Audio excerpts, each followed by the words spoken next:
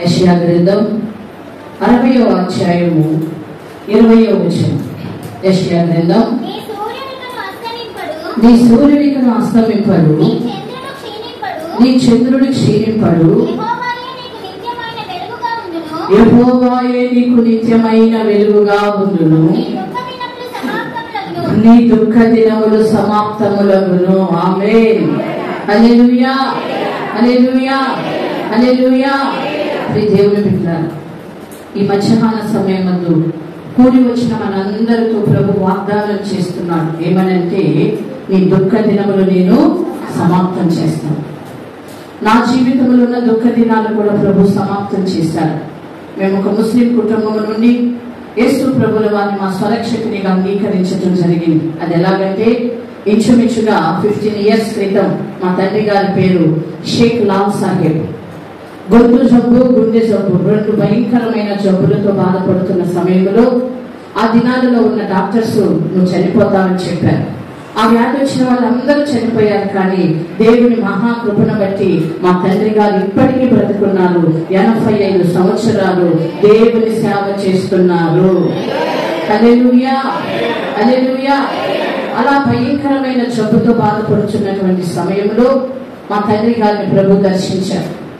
మా పెద్దమ్మ గారు అప్పటికి ముస్లిం కుటుంబం నుండి రక్షింపబడి, ఆవిడ ద్వారా, ఒక్క స్త్రీ ద్వారా అత్తోట గ్రామంలో ఉన్న మా ముస్లింస్ అందరూ ప్రభువుని ఎదిగారు. ఒక్క స్త్రీ తన స్వజనులందరినీ రక్షించుకుంది. ఆ జబ్బుతో మా డాడీ ప్రార్థన బాధపడుతున్న సమయంలో మా కులానికి మా తాతగారు పెద్ద ఆయన నాసర్ సాహెబ్, మా తాతగారి పేరు.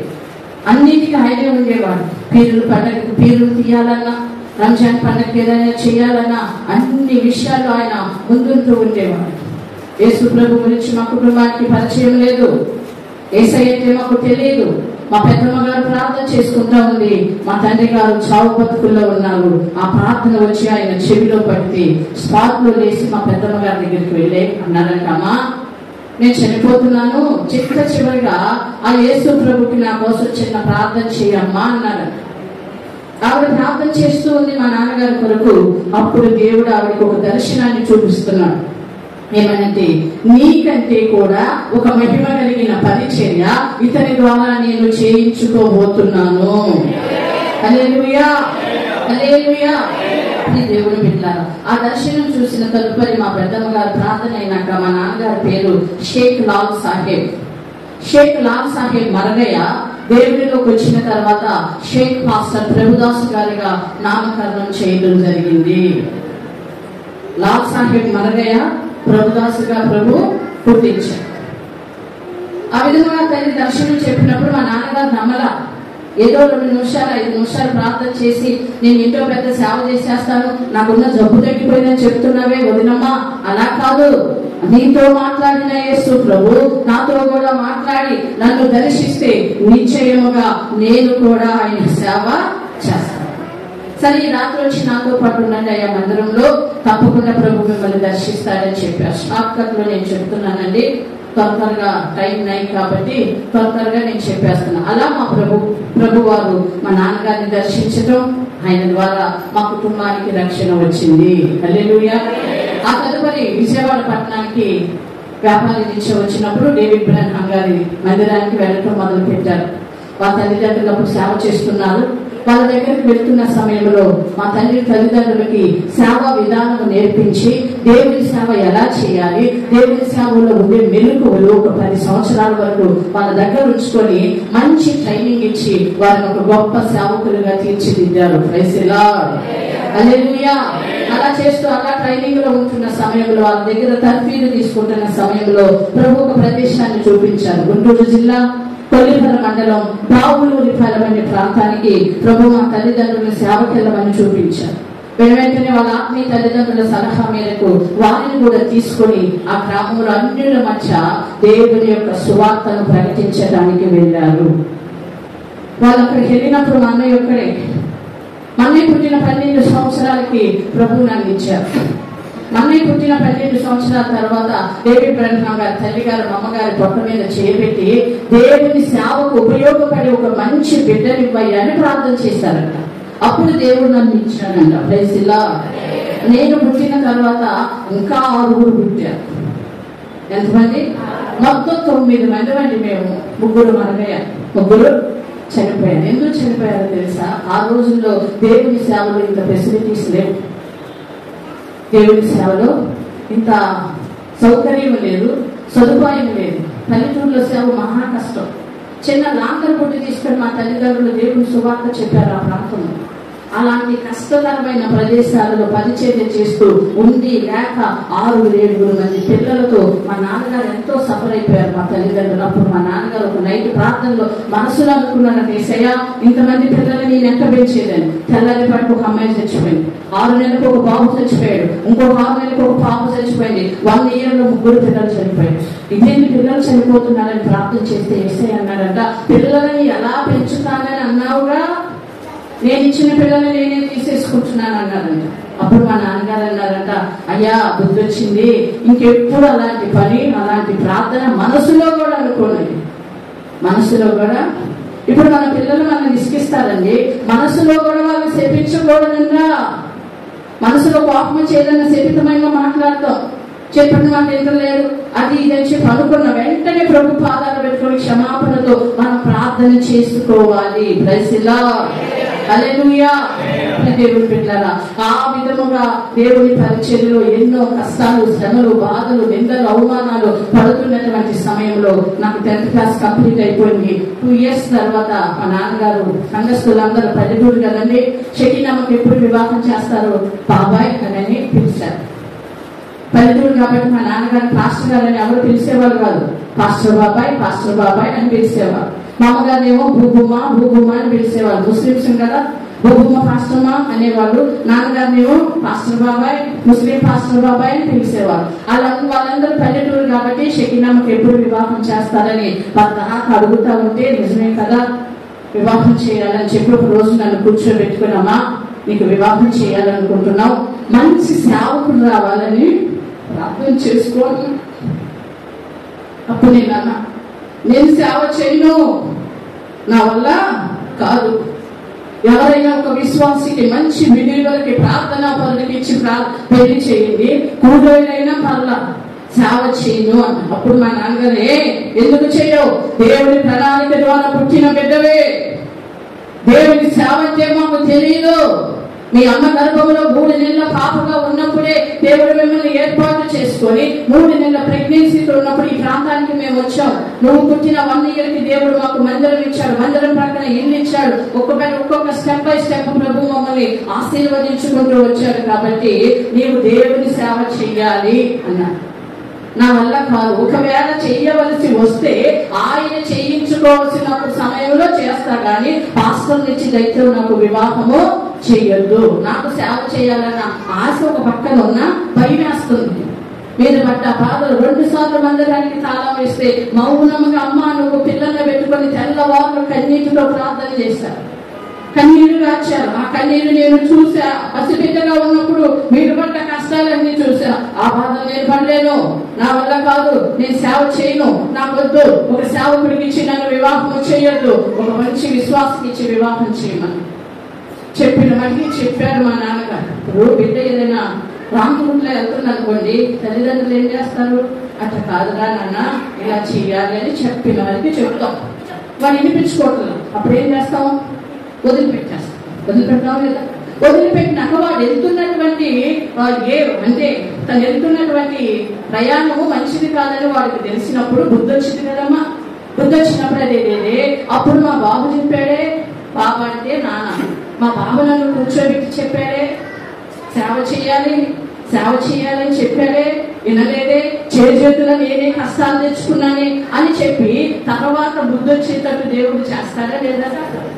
అప్పుడు మా నాన్నగారు అన్నారు, తప్పకుండా నీ నోటితో దేవుడు ఒప్పించి సేవ చేపిస్తాడు, జాగ్రత్త అన్నట్టు ఏం చూపించు.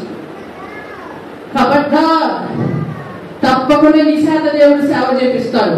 ఏ నోటితో సేవ చెయ్యాలంటున్నావో అదే నోటితో సేవ చేస్తాను బాబో అనేటట్టు చేపిస్తాడు, జాగ్రత్త అన్నాడు. ఆయన చేపిస్తానన్నప్పుడు చేస్తాను, ప్రస్తుతం నేను మాత్రం చేయలేదు. నా వల్ల కాదు బాబా, ఆ బాధలు పడలేను బాబా అని చెప్పాను మా నాన్నగారు. అప్పుడు మా నాన్నగారు అన్నారు, సరే నువ్వే ప్రార్థన చేసుకొని వివాహం కొరకు మంచి విశ్వాస అయి ఉండాలి, ప్రార్థనాపరుడై ఉండాలి, మన కులస్తుడై ఉండాలి, 5 పైసలు కట్నం తీసుకోకూడదు అన్నారు మా నాన్న. ఆయన మాట వెళ్ళలేదు కదా, ఈ కండిషన్ అన్ని పెట్టారు. సరే ప్రార్థన చేసుకుంటా, ప్రార్థన చేస్తాను. యేసయ్య అన్నారు, నువ్వు నాకు సేవ చేయాలి. సమయం వచ్చినప్పుడు భయం వేస్తుందయ్యా, ఆ బాధ నేను పడలేను. మా అమ్మమ్మ బాబు కాబట్టి పడ్డానయ్యా, నేను పడలేనయ్యా, నా దగ్గర ఓపిక లేదయ్యా, ఆ అవమానాలు పడలేనయ్యా, ఆ కష్టాలు పడలేనయ్యా, ఆ నిందలు పడలేనయ్యా. మందిరానికి 2 సార్లు తాళం వేసిన మమ్మల్ని కూర్చోబెట్టుకొని కన్నీటితో తెల్లవారులు ప్రార్థన చేశారు, కానీ ఎందుకు మందిరానికి తాళం వేశారని వాళ్ళు అడగలేదయ్యా. నేను ఎక్కడ పడేది యేసయ్యా, నా వల్ల కాదయ్యా అని చెప్పి యేసయ్యతో చెప్పడం, ఏడవటం మొదలుపెట్టాను.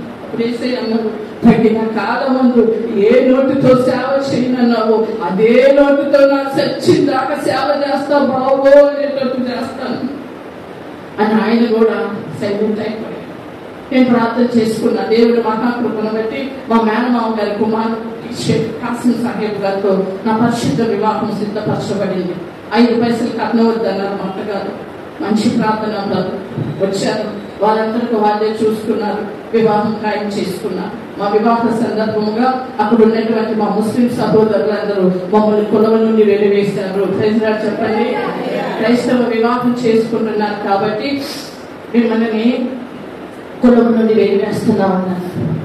ముస్లిం వివాహం చేసుకుంటే మాత్రం మేము అందరం వస్తాం, క్రైస్తవ వివాహం చేసేటట్టయితే మేము ఎవరము రాము అన్నారు. మీరు ఎవ్వరు రాకపోయినా పర్వాలా, మా అబ్బాయికి యేసు ప్రభు బిడ్డే చేస్తానంద మా అత్తగారు. మా అత్తగారు, మా మామగారు, ముజేబా, ఇక్కడున్న ముస్లిమ్స్ పెద్దలందరూ మసీద్ దగ్గరికి పిలిపించి మా కుటుంబాన్ని మా వివాహ సందర్భంలో వెలివేశారు. మాతో ఎవరైనా మాట్లాడితే 500 రూపాయల జరిమానా విధించారు. సస్తే మన కబ్రస్థాన్లో పాతి పెట్టని ఉన్నాను. మీరు సస్తే మిమ్మల్ని మోసుకెళ్ళడానికి జలజ అనేటువంటి ఒక బాక్స్ ఉంటుంది మాకు ముస్లిమ్స్ మసీదులో, దాంట్లో కూడా మిమ్మల్ని అలౌ చేయం. అన్ని విషయాల్లో మిమ్మల్ని మీ కుటుంబాన్ని వెలివేస్తున్నామని చెప్పి మా కుటుంబాన్ని వెలివేశారు. ప్రైజ్లార్డ్ చెప్పండి. అలాగూ మా కుటుంబం వెలివేయబడింది. దేవుని బిడ్డలు చాలాసేపు నుండి దేవుని సన్నిధిలో ఉన్నారు. ఇసుకించండి, జస్ట్ 5 నిమిషాలు షార్ట్ కట్ లో ముగించేస్తాం, ఎందుకంటే మీరు చాలాసేపు నుండి ప్రార్థనలో ఉన్నారు. ఓకేనా? 5 నిమిషాలు వినండి, షార్ట్ కట్ లో చెప్తా. అలా మాకు కులం నుండి మమ్మల్ని వెలివేశారు. వివాహం అయ్యింది. దేవుని సేవ చేయడానికి కారణంగా నా గర్భాన్ని దేవుడు మోసేశాడు. 8 సంవత్సరాల పిల్లల పుట్టిన విజయవాడ పెద్ద పెద్ద సంతాన సాఫల్య కేంద్రాలకు వచ్చి టెస్టులు చేయించుకుంటే నీకు పిల్లలు పుట్టే ఛాన్స్ లేదని 90% నై అని చెప్పారు. తెనాలి, గుంటూరు చుట్టుపక్కల ఉన్న అన్ని హాస్పిటల్కి తిరిగావు, నీకు పిల్లలు పుట్టారు అని చెప్పారు. ఆ విషయం తెలిసిన అత్తగారు బాగా హింసించడం మొదలు పెట్టారు. ఒకగానొక కొడుకు ఈ రోగిష్టి దాన్ని పెట్టుకొని ఎక్కడ ఏడాడతామని చెప్పి బాగా టార్చర్ పెట్టడం మొదలు పెట్టారు. అవన్నీ ఓర్చుకున్నా 2004 సంవత్సరం హోసంగా మందిరానికి వెళ్ళటం ప్రారంభించారు. ఎక్కడ? తెనాలి వెళ్తూ ఉన్నాను. దేవుడు నన్ను దర్శించాడు. ఏ నోటితో అయితే సేవ చేయనన్నాను అదే నోటితో సేవ చేస్తా బాబు అని ఒప్పుకున్నాను. హల్లెలూయా. 2004 సంవత్సరానికి ఉపవాస ప్రార్థనలు జరుగుతూ ఉన్నాయి. పరిశుద్ధాత్మ దేవుడు నాతో మాట్లాడుతున్నాడు ఆ బలిపీఠం మీద నుండి. అందరు ఏడ్చి ప్రార్థన చేస్తున్నా, నేను ఏడుస్తున్నా. నా సేవ చేస్తానని ఒప్పుకో. నాకేమో పిల్లల్ని అయ్యా నేను ఏడుస్తుంటే పరిశుద్ధాత్ముడు స్వరం ద్వారా మాట్లాడుతున్నా, నా సేవ చేస్తానని ఒప్పుకో, నేను నిన్ను ఆశీర్వదిస్తానన్నాడు. Praise the Lord. బుద్ధొచ్చిందయ్యా, నీ సేవ చేస్తాను, నీకు లోబడదా, నువ్వు చెప్పింది చేస్తా. ఎప్పుడైతే అట్లా సరెండర్ అయ్యానంటే ఒకటి బిడ్డల్ని ఇచ్చాడు, ఇల్లు ఇచ్చాడు, ఉండడానికి ఇచ్చాడు, తినడానికి ఇచ్చాడు. ఈ రోజున ఆయన మహిమ కలిగిన సేవ చేసే కృపని ఇచ్చాడు. Praise the Lord. తెల్లవారుజామున 2:30 నుండి 6 గంటల వరకు 100 మందిని ఫోన్ కాల్స్ లో లేపి ప్రార్థన చేయించే కృపనిచ్చాడు. హల్లెలూయా. ఆ విధముగా దేవుడు మమ్మల్ని ఆశీర్వదించి దీవించి ఈ విధముగా మీ మధ్యలో ఈ సాక్ష్యం చెప్పే కృపనిచ్చాడు. దేవుని రాకడ ఆలస్యమైతే మరి ఒకసారి ఏదైనా సందర్భం వచ్చినప్పుడు పూర్తి సాక్ష్యం చెప్పే కృపను దేవుడు అనుగ్రహించును గాక. 1 గంట అయింది, ఇంకా చెప్పినా మీకు మైండ్ లోకి వెళ్ళేటట్లేదు, ఎందుకంటే మీరు ఎంతో సేపు నుండి ప్రార్థనలో ఉన్నారు. పరిశుద్ధాత్మ దేవుడి సన్నిధి సాక్ష్యం ఆశీర్వదించును గాక. ఏదైనా సమయం సందర్భంలో దైవ సేవకులు ప్రేరేపణ కలిగి పిలిపిస్తే తప్పకుండా నా పూర్తి సాక్ష్యం చెప్పడానికి ప్రభు కృప చూపించును గాక. మా కొరకు మా యొక్క పరిచర్య కొరకు ప్రార్థన చేయండి. పిల్లలు పుట్టరన్నటువంటి నన్ను దేవుడు ఆశీర్వదించి ఇద్దరు బిడ్డనిచ్చాడు. మా బాబు పేరు కోసం ఎట్లానన్నా, ఆ బాబు పేరు కోసన్న. పై ముందుకు రా.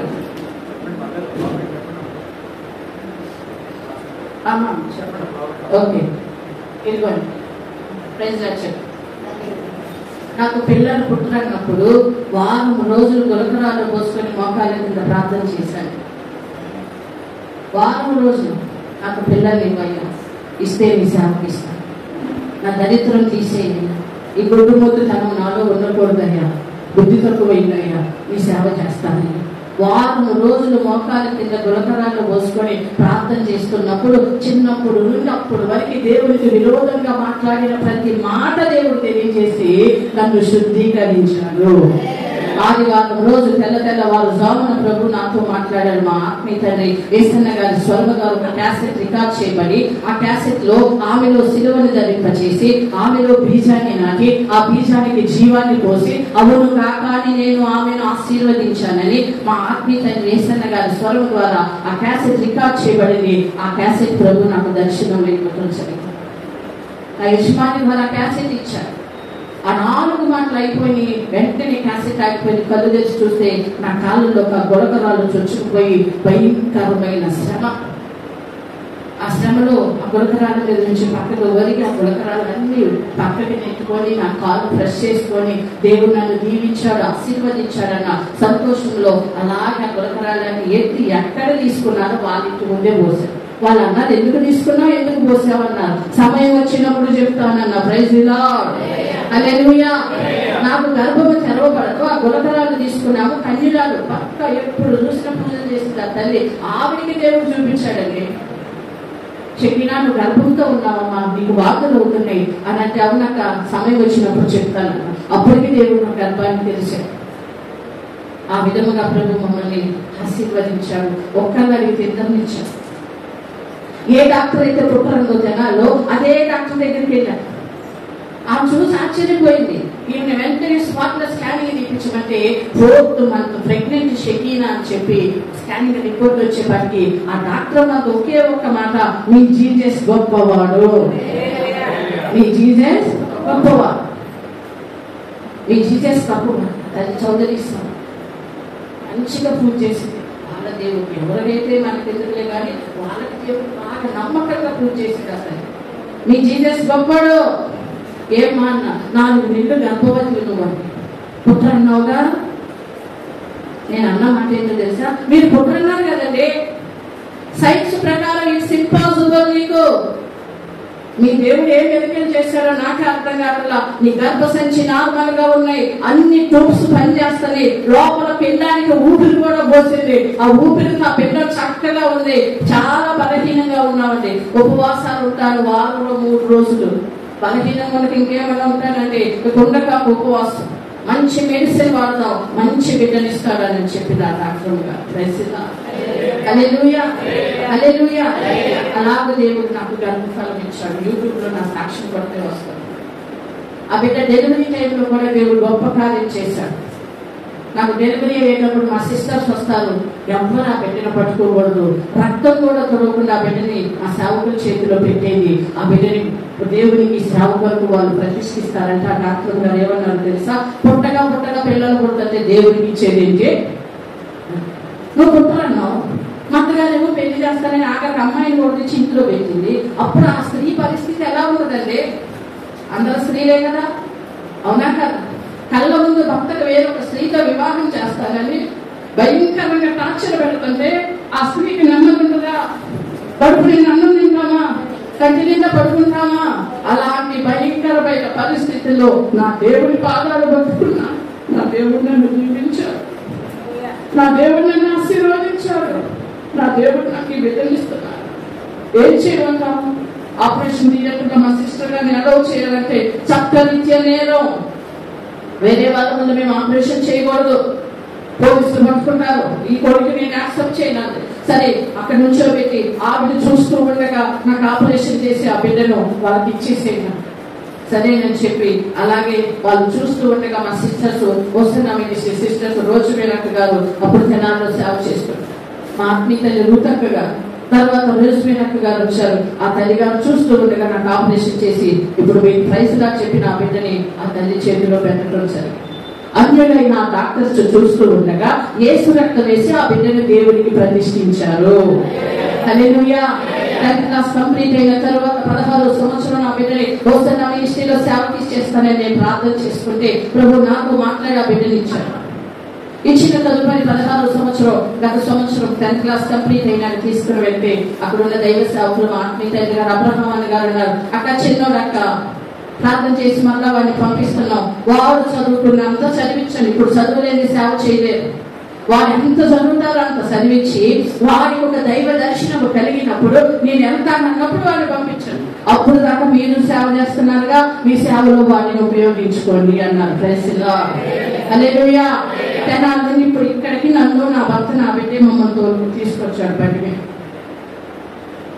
ఆ బిడ్డ మమ్మల్ని ఇంత దూరం ప్రయాణంలో బండి మీద తీసుకొని ఇక్కడికి సురక్షితంగా దేవుడు తీసుకురావడానికి కృప చూపించారు. హల్లెలూయా. ఆ విధంగా దేవుడు నాకు బిడ్డల్ని ఇచ్చాడు. ప్రస్తుతం జరుగుతున్న ప్రయత్న పరిచర్యను కూడా ప్రభు దర్శనం ద్వారా చూపించి ప్రయత్న పరిచర్యను ఇచ్చారు. 3 సంఘాలు ఇచ్చారు, చిన్న చిన్న లంబాడీల మధ్య, యాదవుల మధ్య, తెనాలిలో ఈ చిన్న పరిచర్యలు చేసుకుంటూ మా సాక్ష్యం చెప్పడానికి ఎవరైనా ఇలాగ ఆహ్వానిస్తూ ఉంటే వెళ్ళి మేము దేవుని పని చేస్తూ ఉంటాం. పెద్ద పెద్ద మీటింగ్స్ కూడా ప్రభు మమ్మల్ని తీసుకెళ్తారు, ఇతర రాష్ట్రాలకు తీసుకెళ్తారు. చాలా దూర ప్రాంతాల ప్రయాణాలు ఉంటాయి. వాటన్నిటికీ దేవుని మాటకు లోబడబట్టి ఈ దినాన దేవుడు ఇంత ఉన్నతమైన స్థితిలో మమ్మల్ని పెట్టాడు. హల్లెలూయా. హల్లెలూయా. హల్లెలూయా.